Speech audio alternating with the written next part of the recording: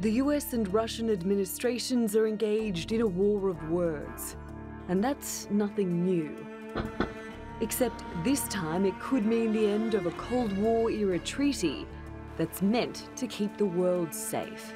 In 1987, the then US and Soviet Union leaders signed the Intermediate Range Nuclear Forces Treaty to limit nuclear arms.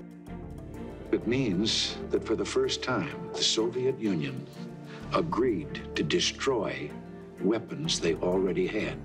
The treaty bans the possession, production and flight testing of ground-launched cruise and ballistic missiles, which can travel between 500 and 5,500 kilometres. But now the US says Russia's development of the Novator 9M729 missile violates the treaty, and it's given Moscow 60 days to comply.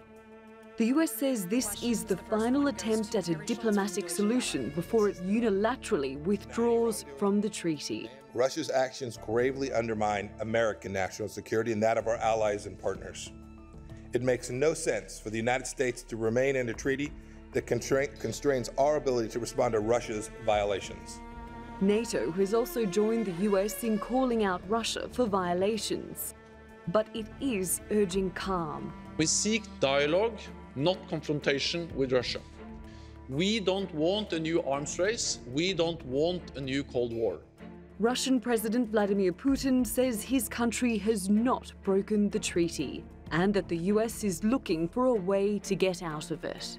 Мы против разрушения этого договора, но если это произойдет, соответствующим образом будем реагировать. Tensions have been rising since October, when US President Donald Trump first raised the prospect of withdrawing from the accord. He's also said the US will expand its nuclear arsenal until people come to their senses. Putin has responded in kind, saying there must be reliable protection for the Russian motherland. For now, there seems to be no end to the verbal sparring.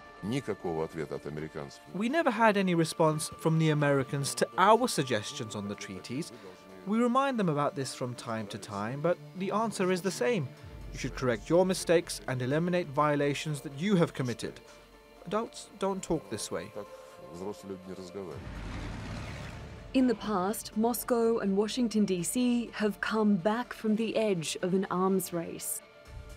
But will this ultimatum help their current leaders keep the peace? Natalie Poyhonen, The Newsmakers.